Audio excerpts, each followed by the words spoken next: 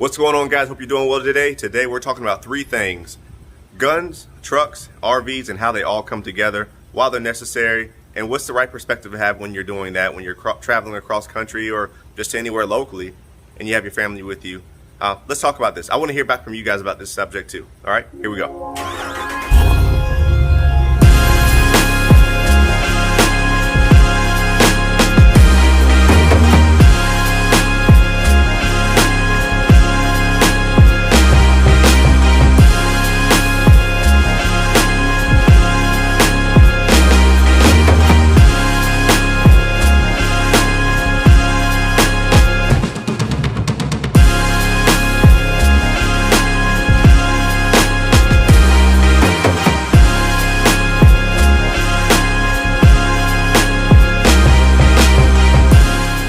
Guys, so we're talking about, like I just said, trucks, firearms or guns, and RVs. As you know, I have a Ram truck, love to camp, love to have the RV, love to get the family out on the road. Did a fun cross-country trip this past summer. Looking forward to doing more. But unfortunately, we live in a world that's pretty ambiguous, right?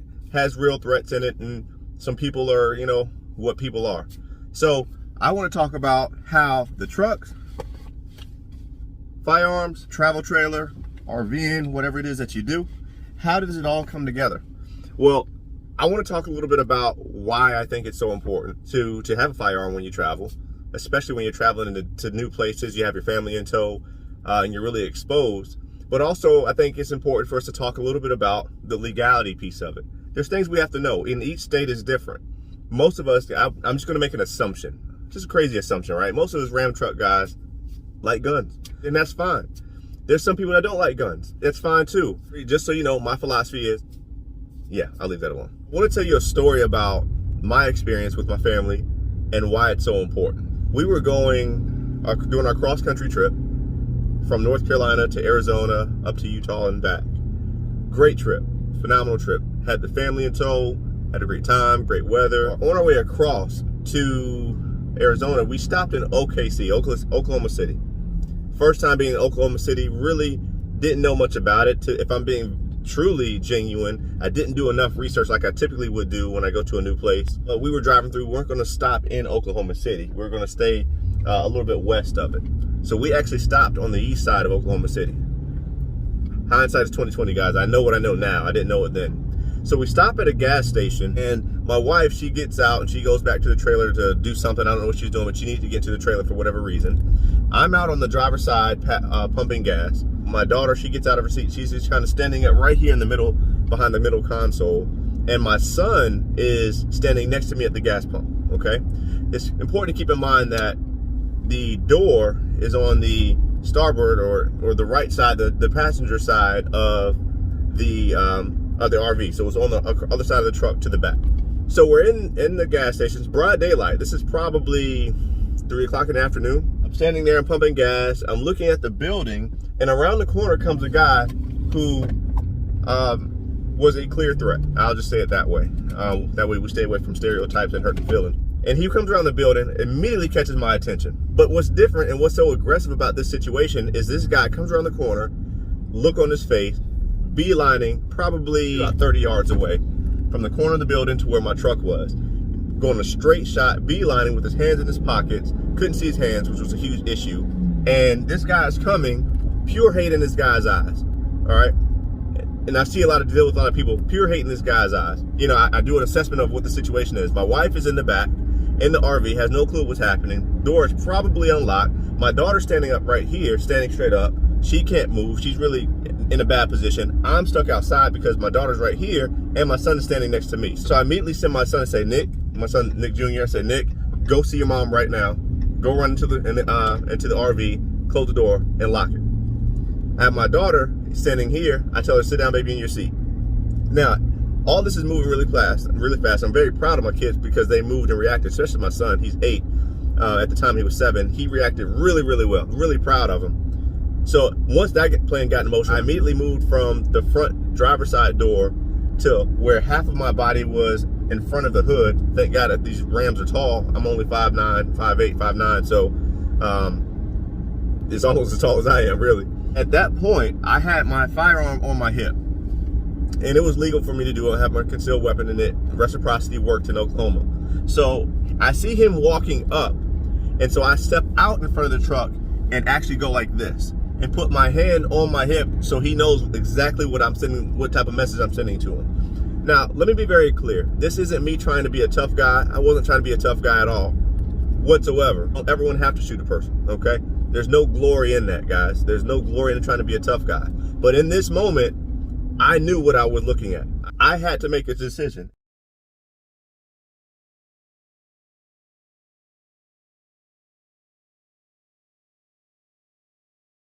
It's amazing what happens. He stops dead in his track, pulls his hands out, and kind of takes like this and walks backwards, turns around and walks back around the other side of the building.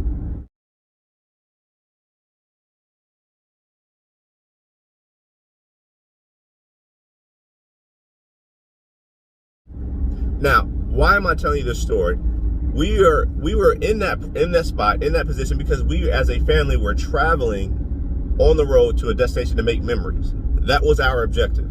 Now I'm in a situation where this guy clearly means harm. Clearly means harm. I'm not going to go into the great detail of it because it's just not relevant. Of coming up to my family when we're exposed, I have a responsibility as the man of my house, as the father and the husband of my family, to make sure they are taken care of, unapologetically. I don't apologize for this. But I was thinking, what if I didn't have that there? Maybe I could have faked like I had something on me. Maybe. But what if that didn't deter him? What if he said, whatever he has on him is going to match what I have on me? And now we get into a situation, God forbid, where I had to use force. I talked to people about this, why it's so important to really consider what it means to be properly equipped to protect your family on an RV trip. Train, don't just carry if you haven't shot it. You know, if you haven't really studied and learned how to operate that firearm, train. Go to the range and train. Put yourselves in different positions where you're moving and things of that nature, because stress changes how things look. It really doesn't have much to do with the truck. I just thought it made fun to include the Ram truck in there, because most Ram guys and gals, most, not all, seem to like firearms. This responsibility we have to have when we're traveling. I encourage you all to go look at the USCCA website. They really are a great informative entity. I keep it logged in on bookmark on my phone at all times, because it shows you the law of reciprocity, meaning where your current concealed carry permit will translate, what states that works with. So yeah, for yourself, I'm not going to tell you what each individual rule is for each individual state, because they're all different. My job will be to point you in the right direction to the right resource where you can get the information you need to make sure you're legal and safe. If you are going to carry, you need to make sure, no matter what state you're in, as you cross into each new state line, you need to know what the laws are. It's your responsibility, no one else's. It's your responsibility to know what the laws are, so that you don't find yourself in a situation where you are illegally carrying or transporting a weapon in a manner, or firearm in a manner that is not legal. Not worth it, guys. So when you're talking about, we talk about trucks, guns, and RVs, they do go very well together. You need the truck to move the RV. So in that regard, understanding where you're placing your firearm in the vehicle so you can access it quickly, but make sure it's legal. There's some states that your concealed weapon permit may not have reciprocity with. What do you do with your firearm? I get stopped, respectful, yes sir, no sir, yes ma'am, no ma'am, this is what's going on, boom, have a good day. Guys, I hope that makes sense. I really want to hear what you guys have experienced and what your thoughts are on this. Hopefully nobody's had to shoot. Just an extra peace of mind. It doesn't make you God. It doesn't make you Rambo or anything. It's just nice to have a peace of mind that you can protect your family more effectively and efficiently. That situation comes up. I pray it never comes up for you. But I highly encourage everyone who's going to be traveling, who's going to be in that lifestyle, whether it's full-time, part-time, get acquainted with it. Get accustomed to it. Think about it and really consider having a firearm with you, but make sure you know the legal laws so you don't find yourself in a bad position. I appreciate you guys watching. God bless. Take care. We'll see you in the next round.